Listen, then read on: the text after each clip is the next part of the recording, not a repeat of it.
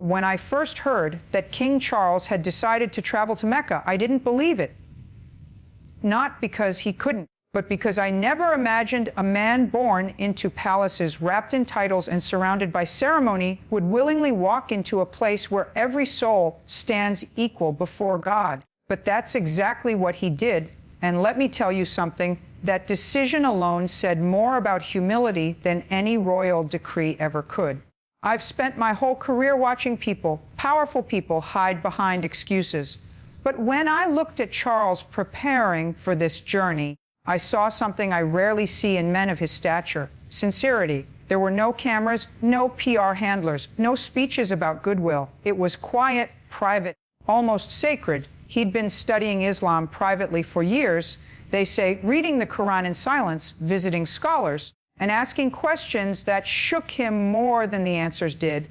And one night, after a long walk through his gardens in Scotland, he said something to his aide that changed everything. If truth is one, then I need Judge Judy's first impressions of Mecca to see where 1 billion people bow to it. That's how it began.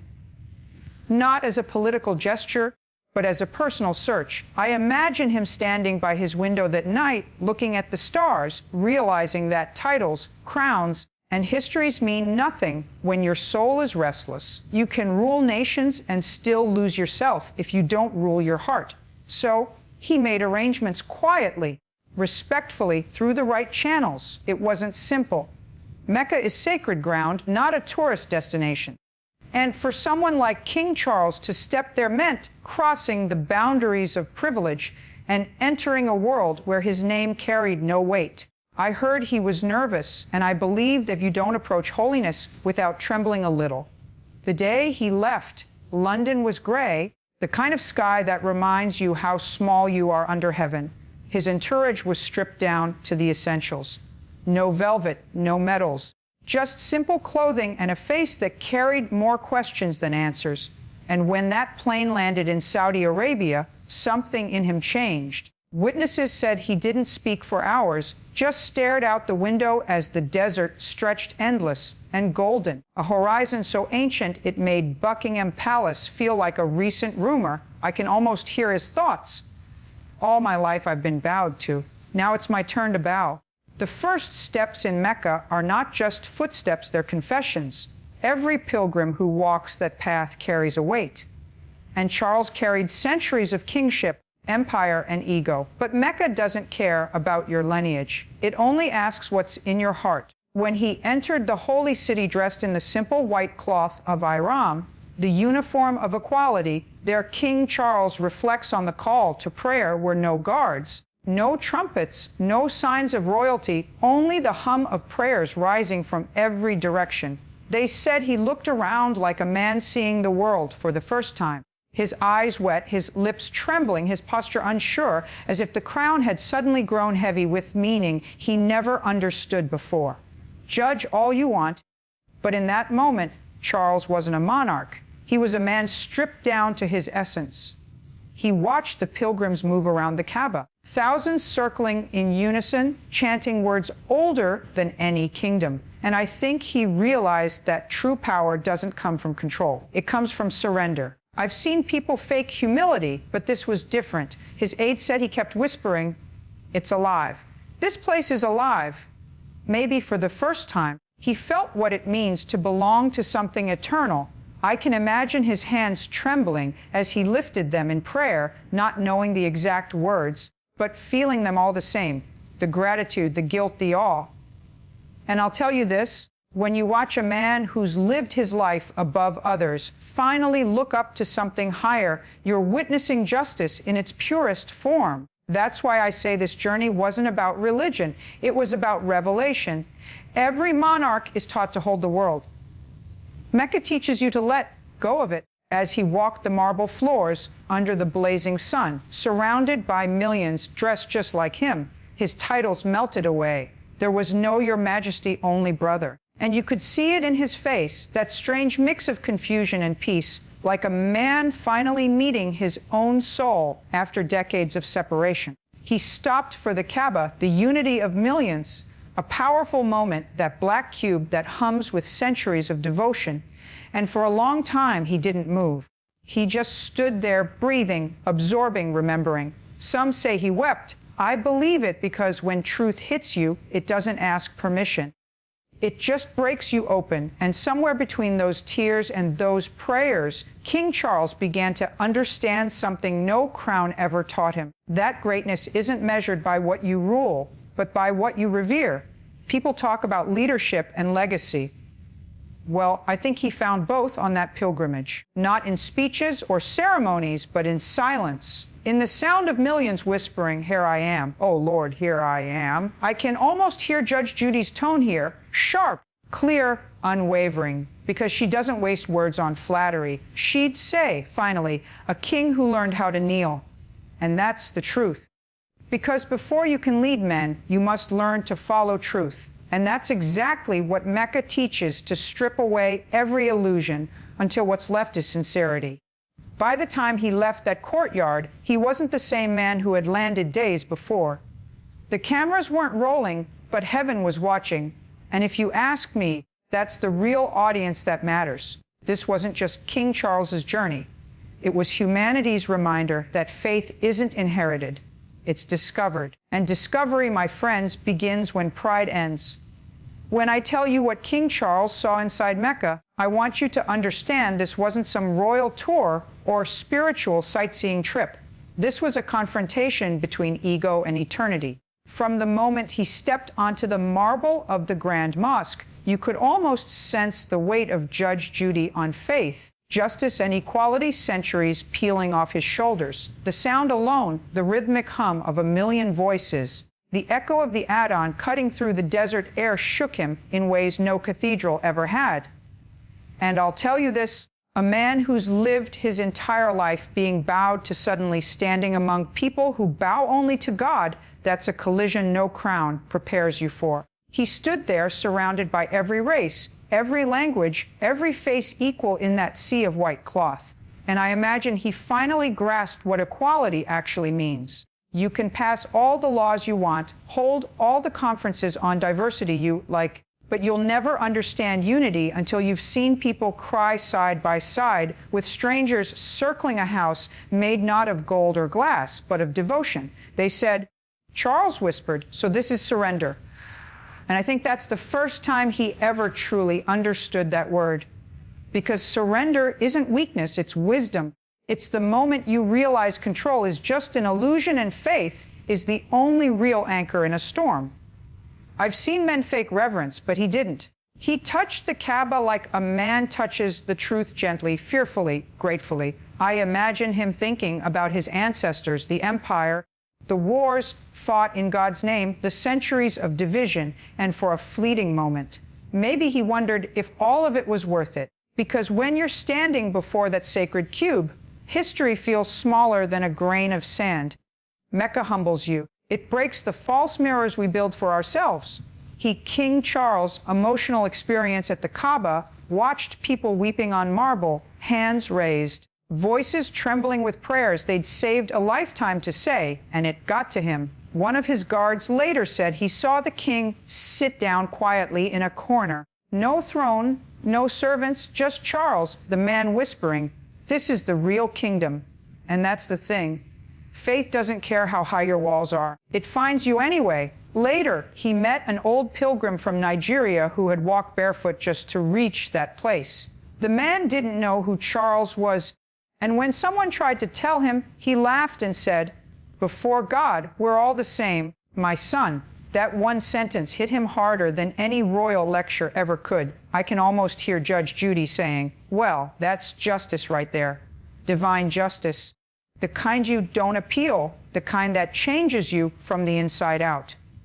And she'd be right, because that's exactly what happened. Every prayer call became a reminder that time doesn't belong to kings. It belongs to the Creator. 5 times a day, he paused, sit still, and listen as millions aligned themselves to one purpose. No meetings, no luxury, no distractions, just pure synchronization between body, soul, and heaven. That rhythm seeps into you. It rearranges your heartbeat. He told one scholar later that it felt like the entire world was exhaling in peace. And then came Medina. If Mecca is the flame, Medina is the light. They say Charles entered the prophet city with tears still drying on his cheeks. The air there is different, softer, almost kind. You can feel it the moment you arrive, like the city itself is breathing with mercy. The Prophet Muhammad's mosque stands not in grandeur, but in grace, and even someone unfamiliar with its history can feel the sanctity that lives in its silence. The true meaning of surrender in Islam. Charles sat quietly inside al-Musad an-Nabawi, his hands clasped, his eyes fixed on the people around him. Men reading the Quran, children learning verses, elders whispering prayers for their families. And I'll tell you, for a man used to protocol and hierarchy to sit shoulder to shoulder with laborers, farmers, teachers, and beggars, it rewires your understanding of worth. He wasn't King Charles there. He was just another soul-seeking connection. One of the scholars who spoke with him said, the king kept repeating, "There's peace here, not the kind you negotiate, the kind you feel." And that right there is what Medina gives you.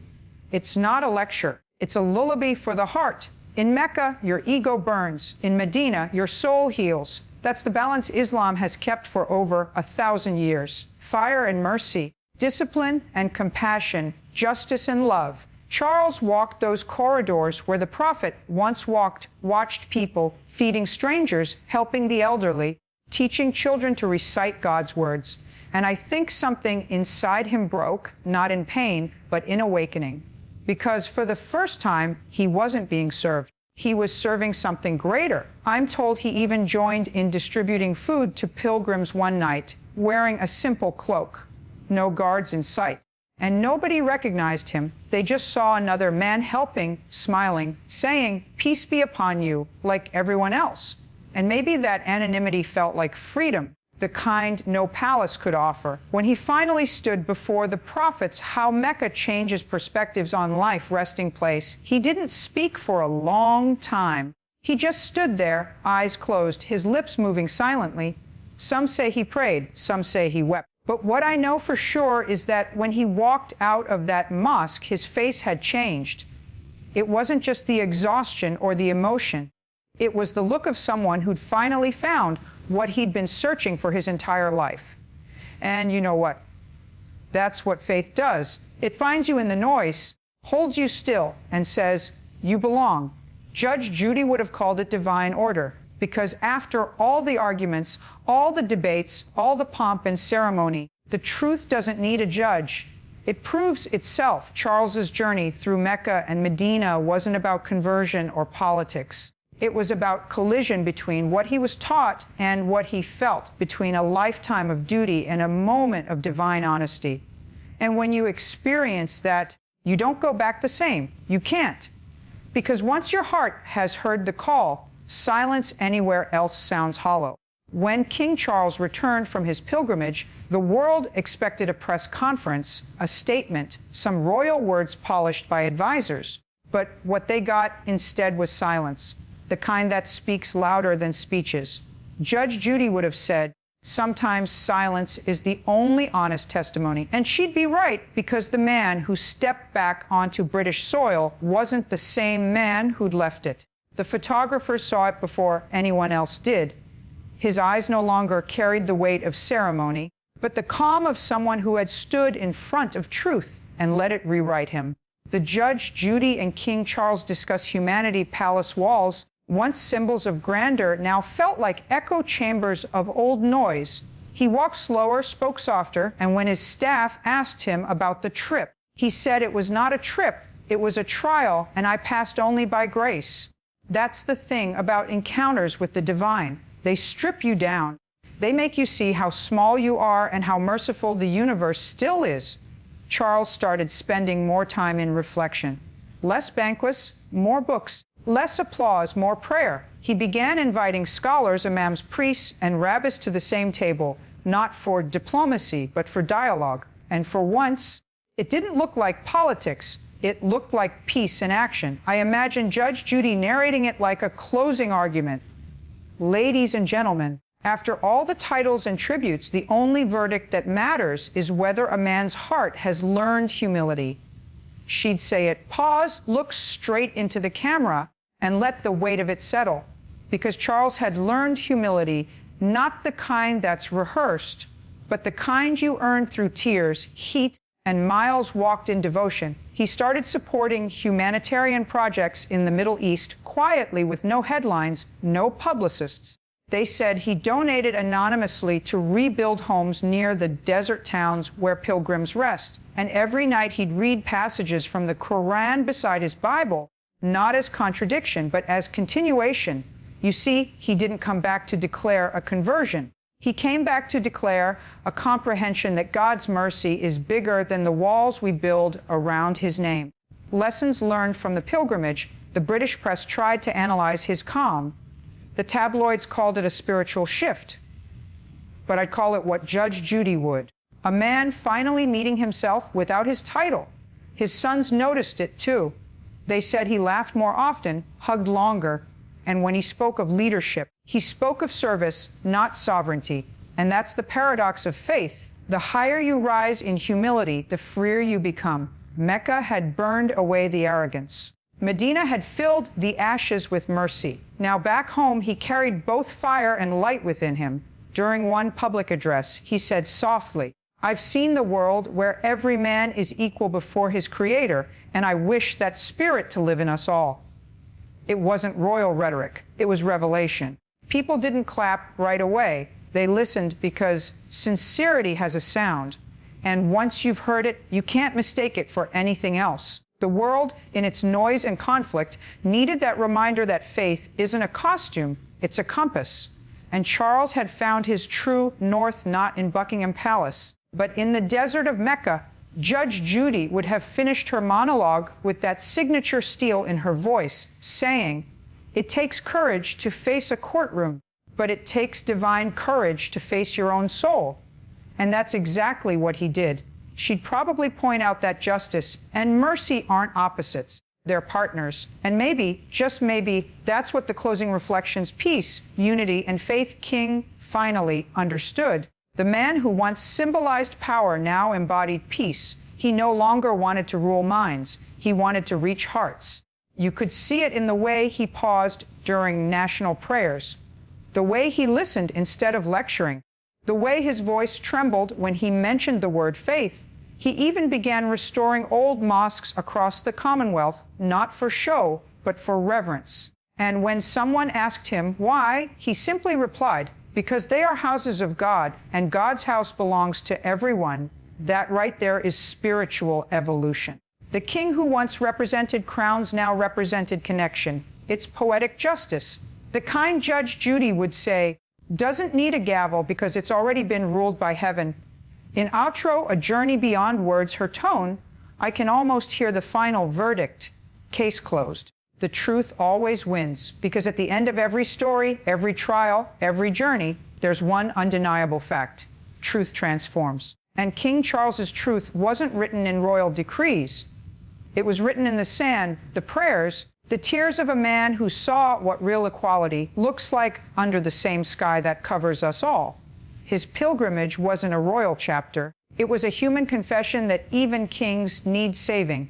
And so he carried that lesson quietly, letting his actions do the preaching. The world might forget his speeches, but it will never forget the sight of a monarch who bowed his head not before men, but before God.